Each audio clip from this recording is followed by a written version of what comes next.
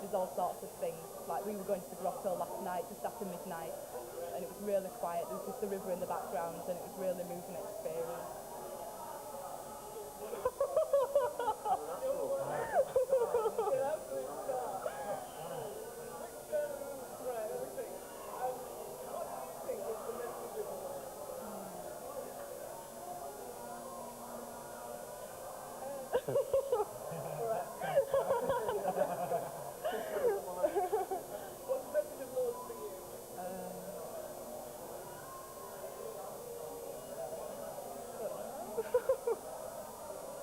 What's the message of Lourdes?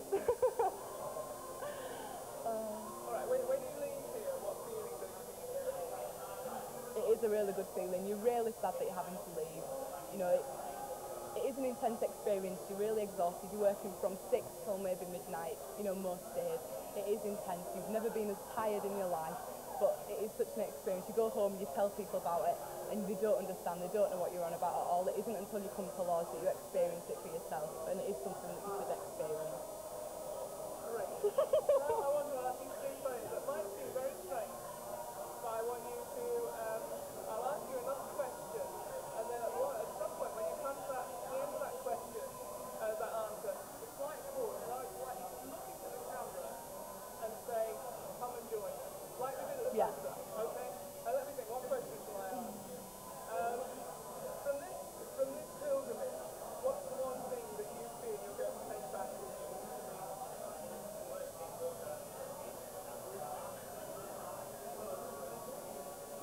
The thing that I think I'll take back with me is the feeling of acceptance. When you come to Lourdes, you may not know people, but straight away you're accepted by everyone here. You can just be yourself and you're accepted for being yourself. And there's no, people aren't bothered about what you're wearing, what you're tasting, clothes or music or anything like that. It's just getting to know you as a person. Come and join us.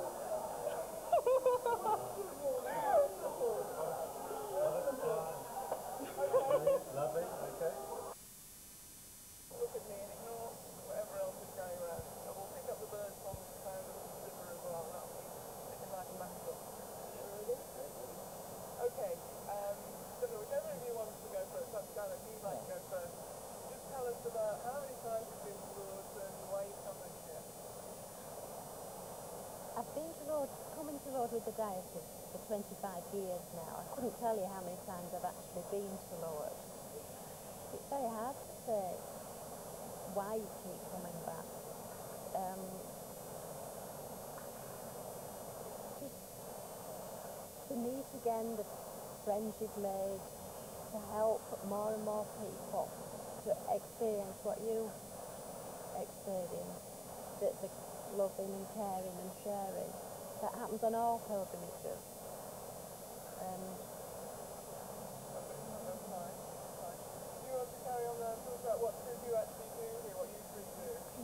Yes, I did come along as a helper, and I've enjoyed it very much. I did have a reason for coming. My son was very ill at one time, and I did pray for a miracle for him to get better. And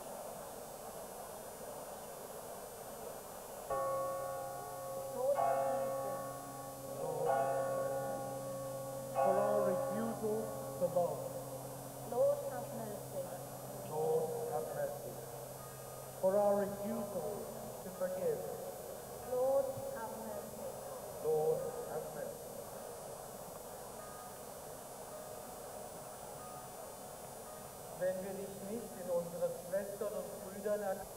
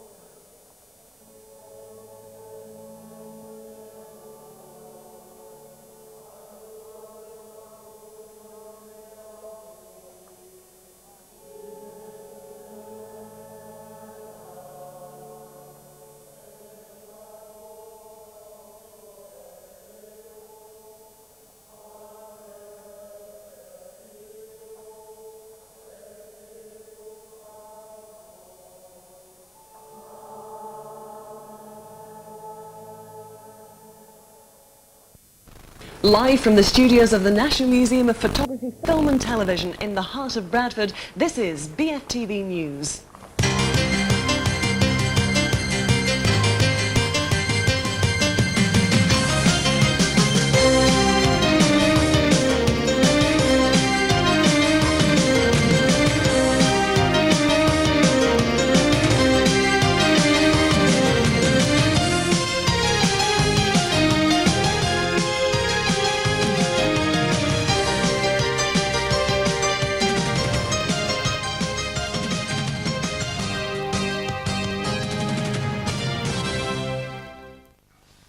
Hello and welcome to Bradford Television News. I'm Danni Hewson. And I'm Mark Pearson. Tonight's main stories. A local council report says teenagers are more at risk from alcohol than drugs like heroin and crack cocaine. Reaching for the stars, Asian schoolgirls are receiving a kick-start to their careers. And MPs vote on their proposed pay rise tonight, but Bradford people are not impressed. The team at Kirtley School is introducing the pupils to successful female role models. Andrew Dougal has this report. Asian schoolgirls are taking part in a one-day conference to make them think bigger in their career ambitions. The girls from Howden Clough Girls High School in Batley are taking part in a range of workshops with Asian women professionals to show them they don't have to settle for second best or abandon their culture. The purpose of the day is to get the students to look a little further ahead in life, not just to decide what course they're on now and what they're going to do next year, but to actually look for long-term career aspirations. The absence of obvious Asian role models is a big hindrance to the girls actually being able to project themselves forward in a very positive way. The more positive the student, perhaps the ceiling of university, full stop, enters their career progression. But if they can actually see a wide range of professional opportunities for them, they will then be able to look a little bit wider. Over the last 5 years, we've really seen a very, very big change. More girls are coming back into the sixth form. More now are having the educational opportunity of going on to university, albeit usually Huddersfield, Bradford, Leeds.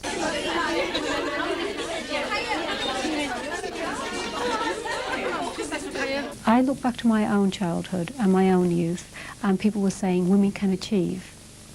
And I look back and I think, well, nobody ever said, here is a woman who's achieved. What I want to say, particularly to Asian young women, is here are the women who have achieved. Women need to see other women achieving. We need other people that we can aspire to. And it's almost like a trigger. You know, we can say, right, there are people out there, they've achieved, I can do it. And I've seen people who have achieved. There are positive Asian role models out there.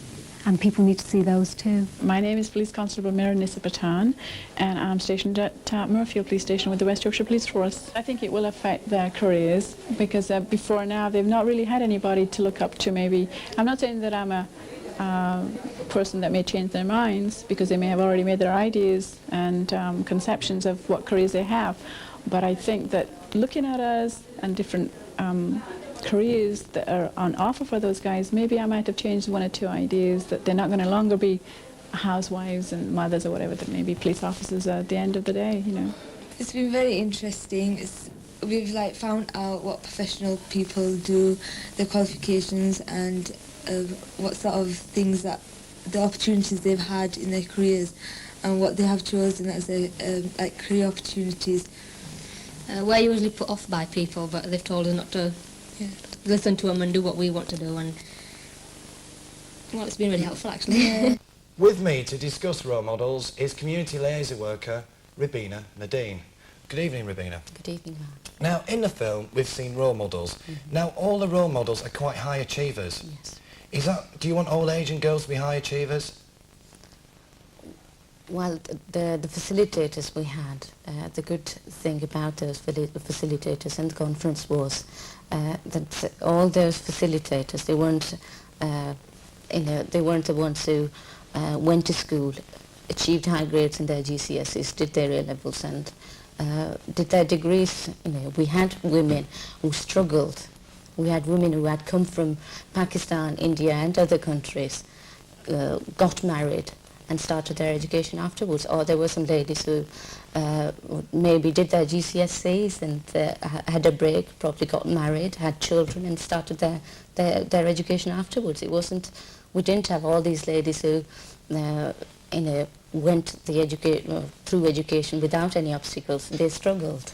But would you say the role models are actually putting too much pressure on the Asian schoolgirls? Well, I don't agree with that, Mark. I think it's positive for them to see role models, people from their backgrounds achieving and doing well in the jobs that they are doing. So it's something positive. I wouldn't say that that would pressurize them. It would make them proud of the ladies from their own background doing so well, and make them think that yes, we can do it too. Yeah. Is there a conflict between the cultural background and career success? Well, having worked with teenagers as well as young children in different schools, the girls we targeted, or the school we worked for, well, they probably they do want to do well. They want to achieve, but they have this fear that they might be discriminated. Okay. And yes, there is. I mean, you would agree with me. Yes, there is discrimination. Thanks very much for joining us, Rabina. It's back to Danny. Now for a look at the rest of today's news. Tony Blair unveiled Labour's draft manifesto today. It pledges Labour to reduce classroom sizes and shorten hospital waiting lists, and promises to make fighting crime, unemployment and public spending a priority. Labour members will vote on whether to accept the plans at the Autumn Party Conference. Plans to expand Moorlands Prison near Doncaster are announced today. The Governor is applying for planning permission to build new accommodation for 120 inmates. The new building will form part of a national campaign to provide accommodation for another 2,000 prisoners nationally. British rail bosses are set to hand the taxpayer a £500 million bill. Fierce competition for Channel Tunnel freight traffic has been blamed for the loss. Having sold 3/4 of its business, British Rail cannot meet the loss, which will be underwritten by the government. Metering could mean huge rises in water bills, according to the Consumers Association. They claim that if everyone had a meter, bills would soar by a total of £263 a year. Such a system would be unfair and would not make sense. British Airways is considering its response to a threatened pilot strike. If it goes ahead, the action could ground the airline in the middle of the holiday season and cost £40 million a day. Over 90% of British Airways pilots have voted for industrial action. Featherweight boxing champion Prince Nassim has been accused of assaulting an 11-year-old boy. Dale Boulding claims that Nassim punched him during a row on a football pitch. The boxer has denied the charge and says it was a victim of racist taunts. A notorious Bradford estate may change its name to try and give it a better image. Residents of the troubled Allerton estate want the change to give the community a fresh start. The idea comes in the wake of a £70 million regeneration scheme. Boris Yeltsin looks set for a sweeping victory in the Russian general election. Yeltsin has an unassailable lead with 92% of the vote counted. He will address the nation later today, but communist challenger Zbigniew Zyuganov will not concede defeat and has hinted at election fraud. The Archbishop of Canterbury has ordered the Dean of Lincoln Cathedral to resign. The call comes in the wake of 2 years of public squabbling between the Dean and his deputy. Dr. Carey made the move after senior clergy insisted that he do something to resolve the situation. MPs' new pay packets are in the news yet again. They claim that their present income is simply not enough to cope with the demands of public life. First, British Gas executives were asked to justify their huge salaries. Then Yorkshire Water bosses came under fire for earning over £100,000 a year. Now members of Parliament are in the spotlight. Deep Seagal brings us this report. Tonight MPs are gathering in Westminster for an unusual vote, whether or not to increase their own pay. John Galvin of the Conservative Party takes us through the process. Well, to my knowledge, the Pay Review Board have made certain recommendations on the salary scales of Members of Parliament, the Prime Minister, Ministers, etc.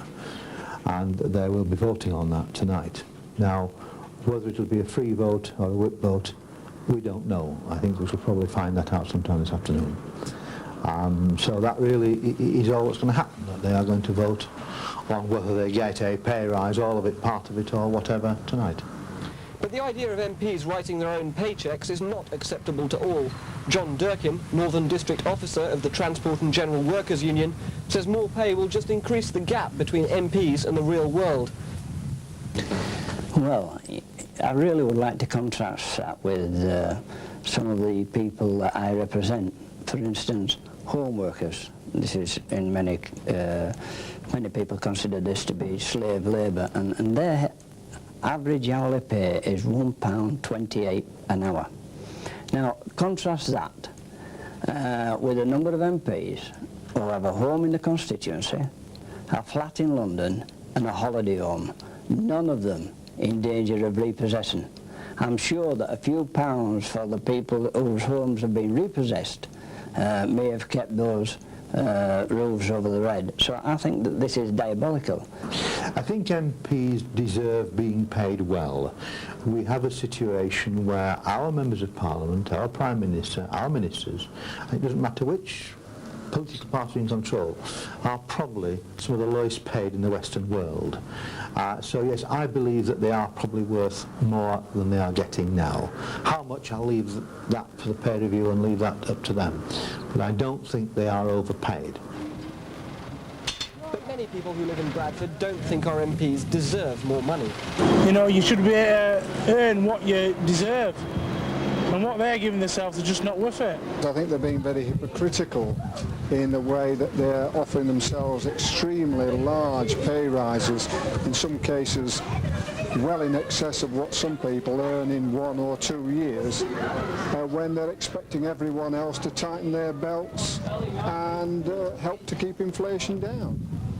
Well, I'll put that to you. Wouldn't you like to choose what your own salary was? I certainly would.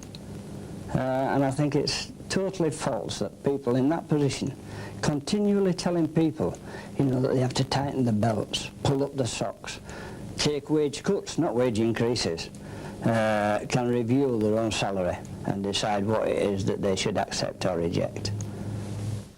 And finally, the German football team have thanked England for the hospitality shown to them during the Euro '96 tournament.